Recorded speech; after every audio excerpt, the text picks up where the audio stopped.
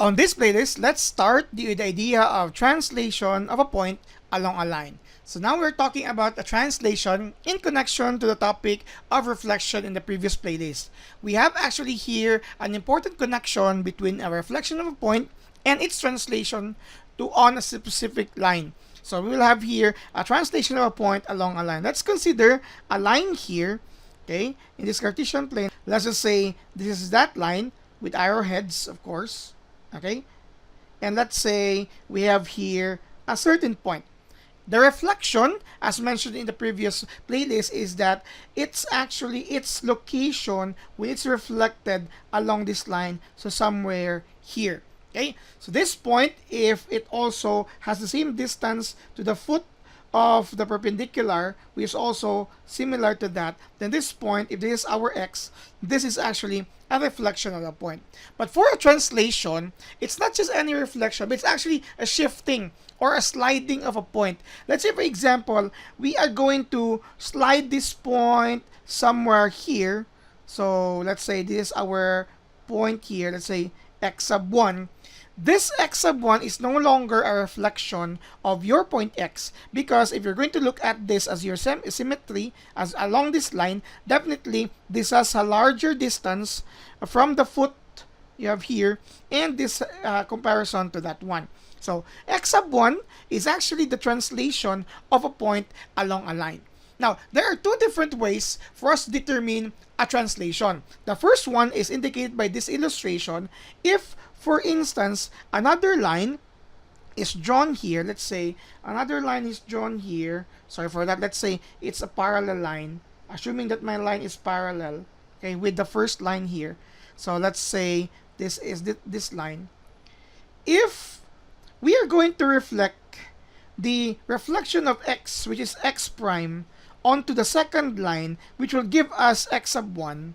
So we have here a double reflection, meaning this point x, its reflection is x prime, and the reflection of x prime is x sub 1.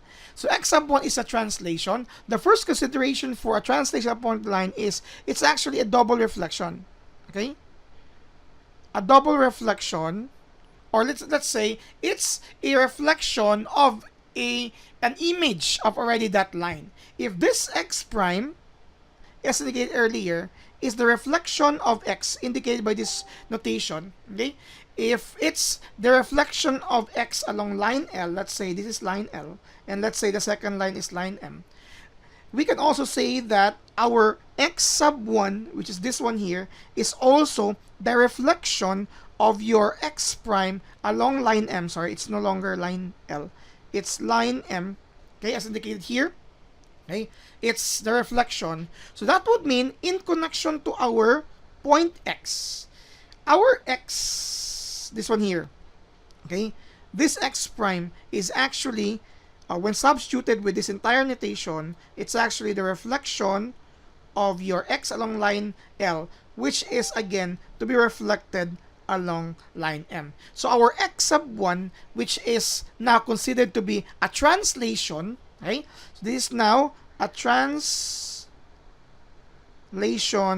of x, is actually considered as a double reflection as mentioned in this manner. So if we're going to talk about that, so let me revise this so that it would be clearer, because my notations are not necessarily accurate. It's actually x.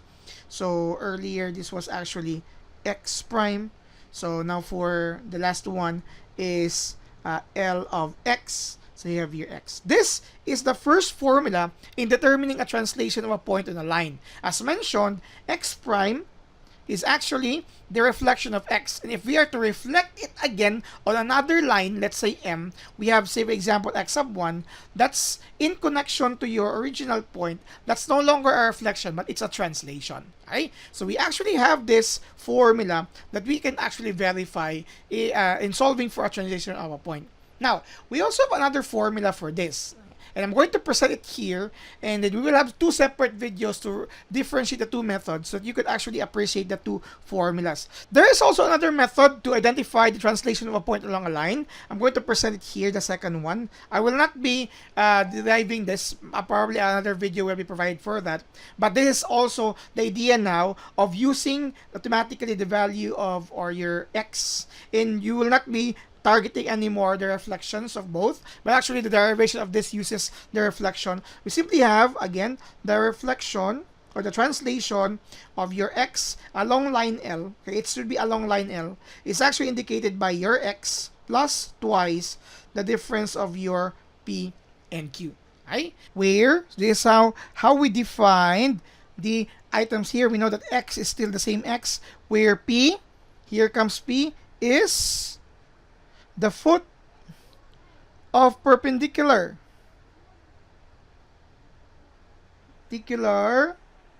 Okay, in M from any point in L. Okay, and Q is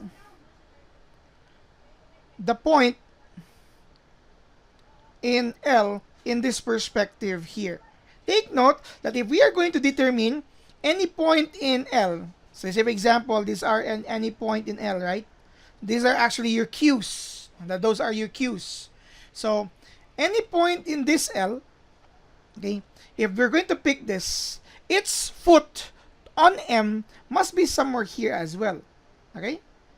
My point here is that if we're going to pick any point on this point L, let's say this is the other point, this will no longer be the foot. The foot is somewhere here. It means your point P is dependent on your Q. So your Q, you pick your right Q, okay, which Q you would like to prefer on point L, and then later on determine your point P as your foot, and then later on those two connections, they must be paired properly to be paired here in this formula to get your translation. So this is the second formula, and we're going to illustrate an example for this. And by the way, we're going to have an example later on, and we're going to illustrate it with these two methods. The method of solving using double reflection. We're going to solve for its translation for our certain point x. As mentioned, you're going to reflect it here, and then that reflection will also be reflected on the other, and the result in this case, your x sub 1 is the translation of your point x. Okay, or you can use this manner as long as you pick your point q and p properly, and you will still get the same. Take note, if we're going to erase all of this, just for erasing all of this in the middle, all the middleman, you would see now your x sub 1 is not a reflection of x. It's actually something pushed. It was pushed away. It was shifted into another position. That's the main definition of translation. It's a shift. It's not necessarily a motion, but it's not a reflection, but it's a shift on its location from the reflection of that point along a line L.